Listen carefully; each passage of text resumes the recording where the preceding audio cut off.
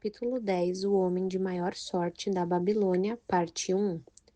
À frente de sua caravana vinha orgulhosamente montado Shahunada, o mais importante comerciante da Babilônia.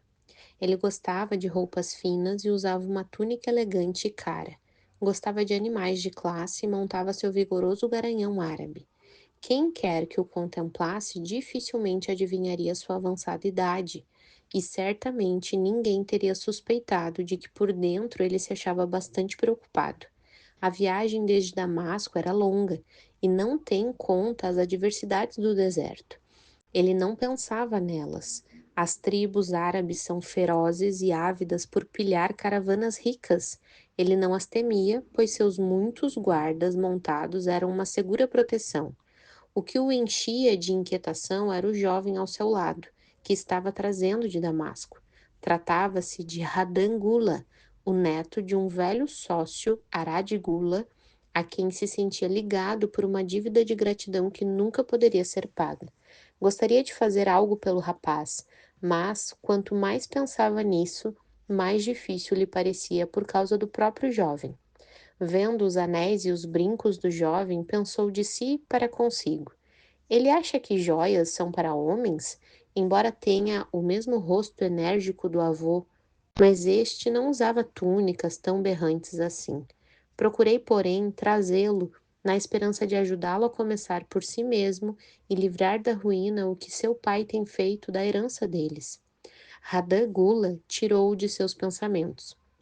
Por que trabalha tão arduamente acompanhando sempre suas caravanas nessas longas viagens?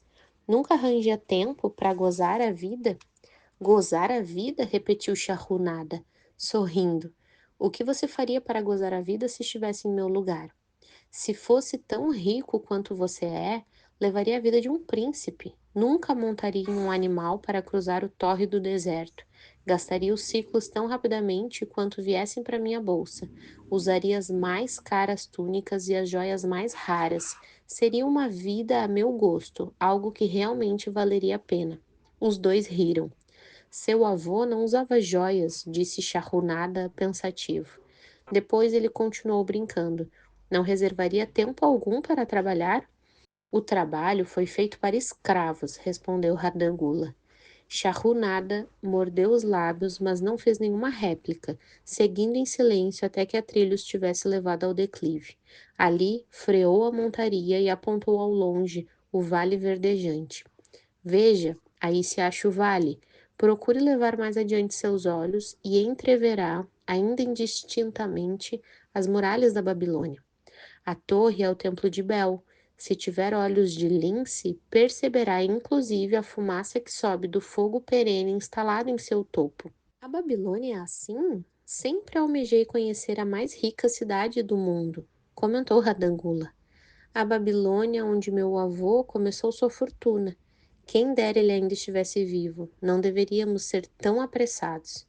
Por que deveria o espírito dele ficar na terra além do tempo que lhe foi reservado? Você e seu pai podem muito bem prosseguir as boas coisas que ele fez. Ai de mim, nenhum de nós dois possui os talentos de meu avô. Nem papai, nem eu conhecemos seu segredo para atrair os dourados ciclos de ouro. Charrunada não respondeu, mas pensativo afrouxou a rédea e deixou sua montaria descer o declive na direção do vale. Atrás deles seguia a caravana numa nuvem de poeira avermelhada. Algum tempo depois alcançavam a estrada real e dobravam ao sul, através das fazendas irrigadas. Três velhos homens arando um campo despertaram a atenção de Charrunada. Pareciam estranhamente familiares. Que coisa mais ridícula, ele pensou. Ninguém passa 40 anos depois por um campo e encontra os mesmos homens arando o terreno. Mas alguma coisa dentro de si dizia que eram eles. Um, com uma força incerta, manejava o arado, os outros conduziam com grande dificuldade os bois, batendo-lhes inutilmente com seus cajados para obrigá-los a continuar puxando. 40 anos atrás tinha invejado esses homens. Com que felicidade teria então trocado de lugar com eles? Mas que diferença agora! Olhou com orgulho para trás, apreciando a caravana que o seguia, com seus muitos camelos e burros criteriosamente escolhidos, abarrotados de mercadorias valiosas trazidas de Damasco. E tudo isso era apenas uma parte de todos os seus bens. Ele apontou para os homens que trabalhavam a terra e disse: continuam arando o mesmo terreno em que se encontravam há 40 anos. É o que parece, mas por que acha que são os mesmos? Eu os vi ali uma vez, respondeu Shahunada. As recordações passaram como um raio por sua mente, porque não podia enterrar o passado e viver totalmente o presente. Então viu, como numa imagem, o rosto sorridente de Arad Gula. A barreira entre ele mesmo e o cínico jovem a seu lado se dissolveu. Mas como podia ajudar um jovem enfatuado como este, com suas ideias de perdulário e as mãos cheias de joias? Podia oferecer trabalho à vontade para homens com boa disposição, mas não para aqueles que se presumiam superiores demais para exercer um determinado ofício. Entretanto, devia a Aradigula a obrigação de fazer alguma coisa, não uma tentativa sem entusiasmo.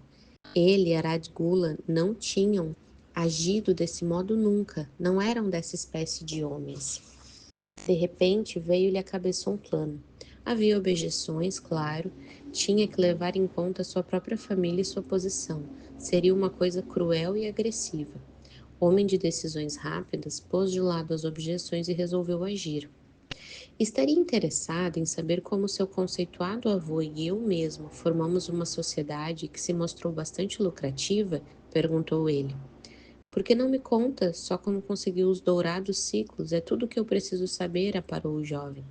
Shahunada ignorou a resposta e continuou. Vamos começar por esses homens que vimos trabalhando a terra. Eu podia ter então a sua idade, quando a coluna em que me encontrava se aproximou. O velho e bom Megido, o fazendeiro, zombou da maneira desajeitada com que eles usavam os instrumentos. Megido estava acorrentado junto a mim. Olhe para esses companheiros preguiçosos, protestou ele. O que maneja o arado não faz o menor esforço para abrir sulcos profundos. Nem os batedores conseguem manter os bois na linha certa. Como podem esperar uma boa colheita arando de tal forma? Disse que Megido estava acorrentado a você? Perguntou Radangula, surpreso. Sim, com argolas de bronze em volta do pescoço e um pedaço de pesada corrente entre nós. A seu lado achava-se Zabado, o ladrão de ovelhas. Tinham-o conhecido em Haron. No final vinha um homem a quem chamávamos de pirata, pois não nos dissera seu nome. Pensamos tratar-se de um marujo, porque trazia no peito uma tatuagem de serpentes entrelaçadas à moda do mar. A coluna era assim constituída para que os homens andassem de 4 em 4. Você estava acorrentado como um escravo? Perguntou Radangula sem acreditar. Seu avô não lhe contou que já foi um escravo? Ele sempre falou sobre você, mas nunca ensinou nada a esse respeito. Ele era um homem a quem se podia confiar os mais íntimos segredos. Creio que também posso confiar em você, não é mesmo? Shahunada olhou diretamente nos olhos. Você pode contar com meu silêncio, mas estou perplexo. Conte-me como chegou a ser um escravo. Shahunada deu de ombros. Qualquer homem pode acordar uma bela manhã como um escravo. Foi uma casa de jogo e o excesso de bebida que me trouxeram tal desgraça. Fui vítima das imprudências de meu irmão. Numa briga, ele matou seu amigo de copo.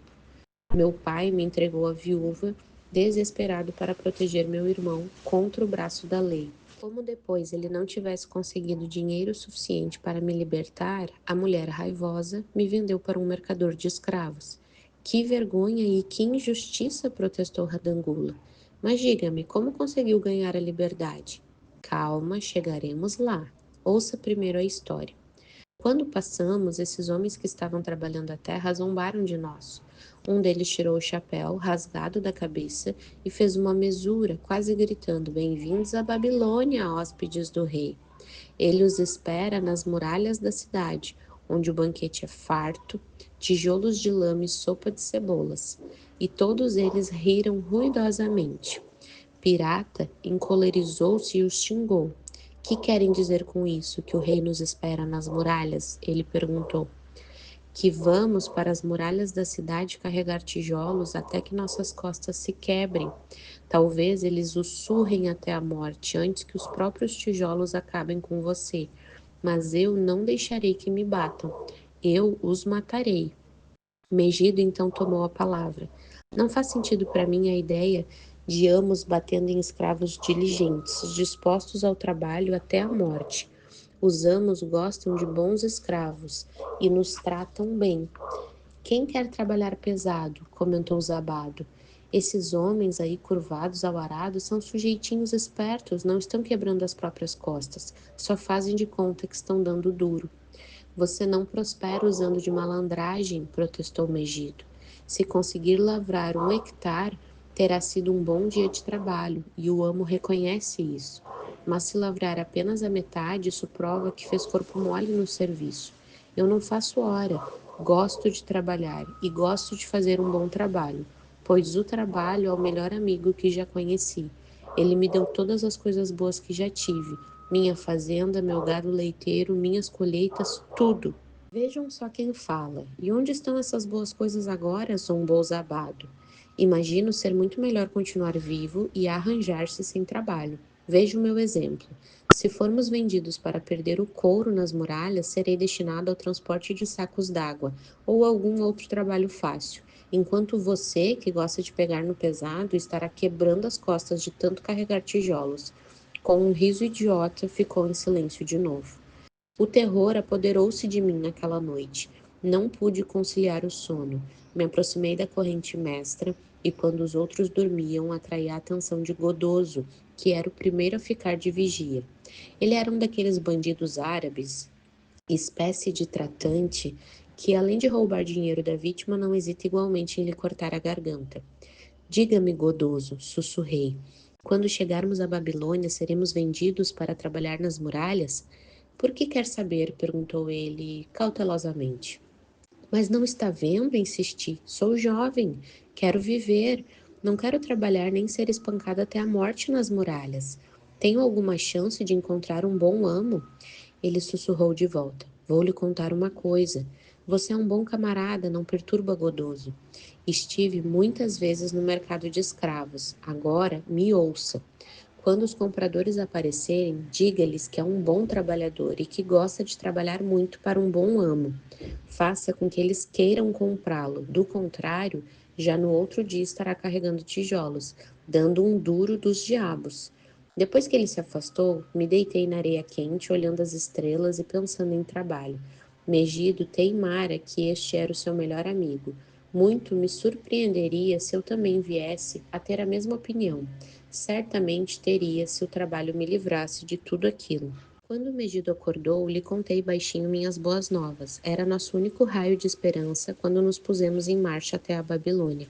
No final da tarde, aproximamo-nos das muralhas e pudemos ver as filas de homens como formigas negras subindo e descendo ladeiras íngremes. De mais perto ainda, ficamos impressionados com os milhares de homens trabalhando. Alguns estavam cavando no fosso, outros se confundiam com a sujeira dos tijolos de lama. O maior número carregava os tijolos em imensos cestos através das trilhas escarpadas até os pedreiros. Inspetores praguejavam contra os retardatários e desciam um chicote de couro de boi nas costas daqueles que não conseguiam ficar em linha. Víamos os pobres companheiros vacilarem esgotados e caírem sob o peso de seus cestos, incapazes de tornarem a levantar-se. Se a chicotada alcançava-lhes os pés, eles eram arrastados para o lado dos caminhos e deixados ali, contorcendo-se de dor. Logo, seriam dragados para baixo a fim de se juntar aos outros corpos jogados ao lado da estrada, esperando uma sepultura ímpia. Quando viu o pavoroso espetáculo, tremi da cabeça aos pés. Então era isso que esperava o filho de meu pai se não fosse vendido no mercado? Godoso tinha falado com razão. Fomos conduzidos através dos portões da cidade até a prisão dos escravos e, na manhã seguinte, levados para a praça do mercado. Ali, o resto dos homens achava-se petrificado de medo e só o chicote de nosso guarda pôde convencê-los a se adiantar para serem examinados pelos compradores. Megido e eu falávamos avidamente com qualquer homem a quem se nos permitia dirigir a palavra. O negociante de escravos chamou soldados da guarda real, que algemaram o pirata e brutalmente o açoitaram quando ele protestou demais. Assim que o carregaram dali, senti muita pena dele. Megido percebeu que logo seríamos separados. Quando nenhum comprador se achava por perto, ele me falava com veemência para deixar marcado em minha mente como o trabalho seria valioso para mim no futuro. Alguns homens odeiam o trabalho, fazem dele um inimigo. É melhor tratá-lo como um amigo, aprenda a gostar dele. Não se preocupe com que seja árduo. Se pensar nisso como uma casa que você constrói, então quem se importa que as vigas sejam pesadas ou que se ache distante o lugar aonde tenha de apanhar água para o estoque? Prometa-me, rapaz, que se tiver um amo, vai trabalhar para ele o mais arduamente que puder. Se ele não apreciar tudo quanto você faz, não se preocupe. Lembre-se, o trabalho bem feito traz satisfação a quem quer que o tenha realizado e torna o homem melhor. Ele se calou quando um fazendeiro troncudo se aproximou do cercado e nos olhou como quem examina uma mercadoria. Megido então o interrogou sobre sua fazenda e colheitas, convencendo o homem de que seria de grande utilidade para ele. Depois de uma violenta negociação com o vendedor de escravos, o fazendeiro tirou de sob a sua túnica uma gorda bolsa de moedas e logo Megido seguia o novo amo saindo do campo de minha visão. Alguns outros homens foram vendidos durante a manhã. Ao meio-dia, Godoso me confiou que o vendedor estava impaciente e que não ficaria ali mais uma noite.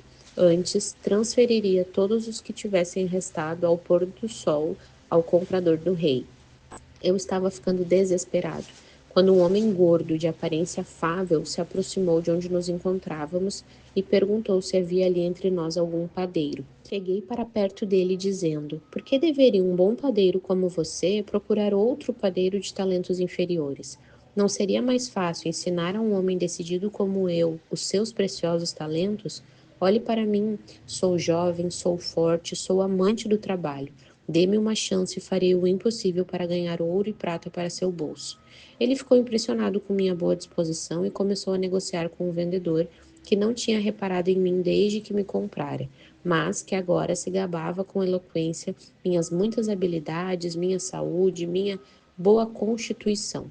Senti-me como um boi gordo sendo vendido a um açougueiro. Por fim, para minha alegria, o negócio foi fechado. Saí dali seguindo meu novo mestre, achando que era o homem de mais sorte da Babilônia. O novo lar era muito a meu gosto. Nananaide, meu amo, ensinou-me a moer a cevada na pedra que ficava no pátio, a pôr e acender a lenha no forno e a reduzir a um pó finíssimo a farinha de gergelim para os bolinhos de mel. Eu tinha um leito no barracão onde eram guardados os cereais. Uma velha escrava que servia como governanta, Suaste, alimentava-me convenientemente e estava satisfeita com minha boa vontade em ajudá-la nas tarefas mais pesadas. Ali estava a chance, há muito esperada, de me mostrar útil a meu amo e, quisessem os deuses, de encontrar um meio para ganhar minha liberdade. Pedi a Nananaide que me ensinasse a fazer a massa do pão e a assá-lo. Foi o que ele fez, muito animado com meu interesse. Mais tarde, quando já dominava esse terreno, aprendi a preparar e assar também os bolinhos de mel. A possibilidade de ócio encantou meu dono, mas Suaste balançava a cabeça desaprovando. Não trabalhar é uma coisa ruim para qualquer homem, declarou ela. Achei que era tempo de pensar numa maneira de começar a obter dinheiro para comprar minha liberdade. Como a feitura dos pães encerrava-se ao meio-dia, julguei poder contar com a aquiescência de Nananaide se eu encontrasse uma ocupação lucrativa para a parte da tarde, e que ele não se importaria em dividir comigo meus próprios ganhos. Tive então a seguinte ideia: por que não assar uma quantidade maior de bolinhos de mel e vendê-los a homens famintos pelas ruas da cidade? Apresentei o plano a Nananaide, dizendo-lhe: se eu puder usar minhas tardes, depois que os pães estiverem assados, a fim de ganhar dinheiro para você, não lhe bastará senão dividir os ganhos comigo, para que eu possa ter o meu próprio dinheiro e gastá-lo com essas coisas que todos os homens desejam. Mais do que justo, concordou ele. Quando lhe falei sobre o plano de vender nas ruas os nossos bolinhos de mel, ele logo se entusiasmou com a ideia. Eis então o que faremos, sugeriu. Você venderá cada bolinho por uma moeda de cobre. Metade das moedas ficará comigo para pagar pela farinha, o mel e a lenha do forno. Dividiremos o que sobrar meio a meio. Fiquei muito feliz com seu generoso oferecimento, que me permitiria guardar para mim um quarto das vendas. Naquela noite, trabalhei até tarde para fazer uma bandeja na qual empilhar os bolinhos. Nana Naide me deu uma de suas túnicas usadas para me mostrar mais apresentável, e Suaste me ajudou a remendá-la e a lavá-la. No dia seguinte, assei uma quantidade extra de bolinhos de mel, ficaram todos tostadinhos e tentadores sobre a bandeja. Percorri as ruas, apregoando minha mercadoria. No princípio, ninguém pareceu interessado, e isso me deu um grande desânimo. Prossegui, e já pelo final da tarde, à medida que as pessoas ficavam com fome, os bolinhos começaram a sair, e então minha bandeja ficou vazia. Dona Naide revelou-se contente com o meu sucesso e de bom grado pagou minha parte. Eu exultava com minhas moedas de cobre. Megido tinha razão quando me confirmou que o amo aprecia o bom trabalho de seu escravo. Nessa noite eu estava tão exultante com meu êxito que quase não pude dormir, tentando imaginar a soma total dos ganhos em um ano e de quantos anos precisaria para comprar minha liberdade.